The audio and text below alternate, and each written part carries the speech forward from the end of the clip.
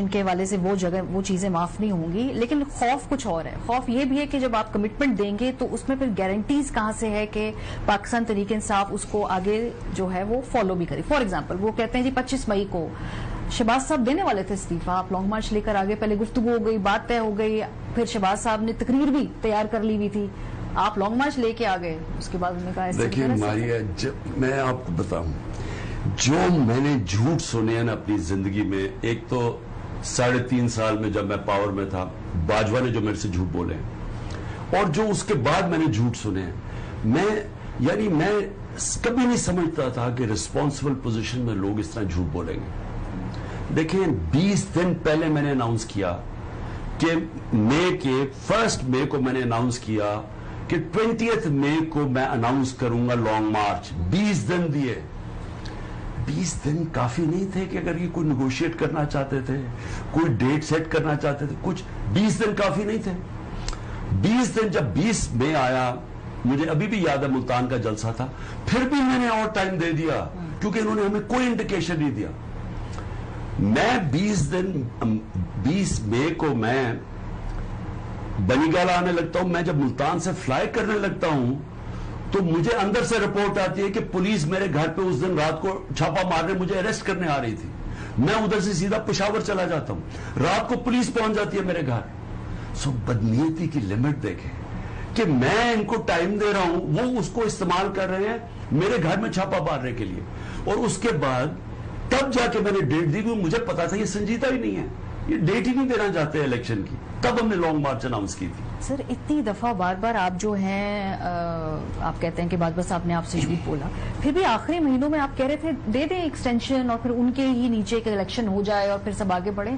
Where was that coming from? میں آپ کو بتاتا ہوں کئی جھوٹ تو جب ریورس انجینئرنگ کی نا میں نے، جب ایک تو وہاں جھوٹ ہم بولتے رہتے تھے بیچ میں، لیکن جب ہماری گورنمنٹ گرائی، اصل میں جو وہ رات تھی نا 12 بجے جب ہماری گورنمنٹ گری 9 کی رات، اس دن کلیئر ہونا شروع ہوا کہ سارا وقت ہمارے سے جھوٹ بولتے آئے.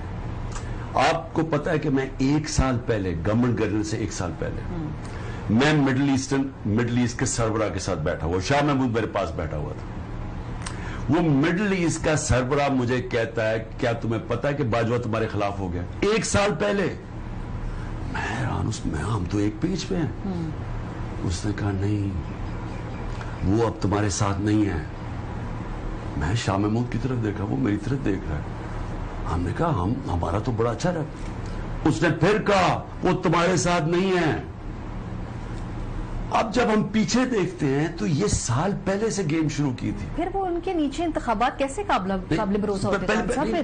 سن تو لینا، میں یہ کہہ رہا ہوں کہ تب میں بلیو نہیں کر رہا تھا. اچھا جب ہم پیچھے دیکھتے ہیں، جب ہماری گورنمنٹ گری، اس کے بعد ہم دیکھتے ہیں جھوٹ پہ جھوٹ بولے گئے ہمارے سے سارا وقت. جب میں پوچھتا تھا، میں نے ایک دن جنرل بھائی میں نے کہا اب شہباز شریف کو تو نہیں لانے کی کوشش کر رہے ہیں، کیونکہ مجھے وہ آئی بی کی طرف سے، وہ مجھے جو آئی بی کا ہیڈ تھا وہ مجھے ٹیکسٹ بھی نہیں کرتا تھا، وہ آ کے خود بتاتا تھا کیونکہ اس کو ڈر لگا ہوا تھا کہ یہ مانیٹر کر رہے. تو مجھے کہتا کہ یہ شہباز کو لانے کی کوشش کر رہے ہیں، پورے مذاکرات، فادر ان لا بیچ میں پڑا ہوا ہے، وہ محمد وہ جو احمد ہے قصور والا، وہ جا کے گو بٹوین بنا ہوا ہے.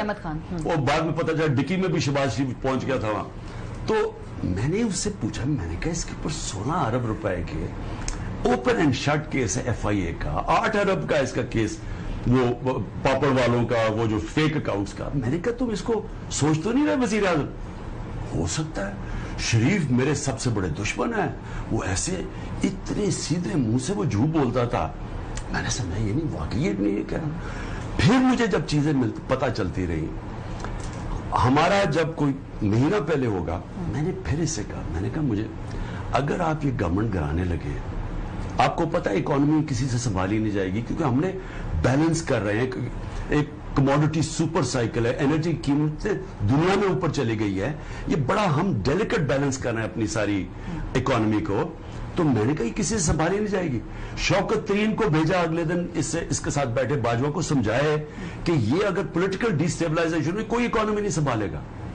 اور تب میں نے اسے کہا, میں نے کہا سنا آپ کو یہ ایکسٹینشن آفر کر رہے ہیں, ہم بھی آپ کو ایکسٹینشن آفر کر دیتے ہیں, لیکن گورنمنٹ نہ کرانا اس ٹائم پہ. یہ بھی کہا آپ نے, لیکن خان صاحب اس سے پہلے جب ان کا ٹینیور ختم ہو رہا تھا اس سے 1 مہینے پہلے بھی آپ نے کہا کہ ایکسٹینشن دے کے الیکشنز انہی کے نیچے ہو جائیں اور پھر ہم آگے چلیں. یہ آخری وقت میں آپ کو, میں 2 دفعہ آفر کی. ایک دفعہ تب کی سیدھے منہ سے, اوہ میں نے تو پہلی ایکسٹینشن بڑی غلطی لینے کی, اتنا بڑا جھوٹ, پورا پریشر ڈال کے اس نے ایکسٹینشن دلوائی ہے نا.